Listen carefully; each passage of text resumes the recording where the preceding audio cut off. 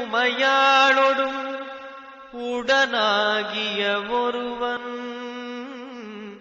பெண்ணாகிய பெருமான்மலை திருமாமணி திகழ மண்ணார்ந்த நகருவித்திரல் மழலை முழவதிரும் அண்ணாமலை தொழுவார்வினை வழுவா வண்ணமருமே.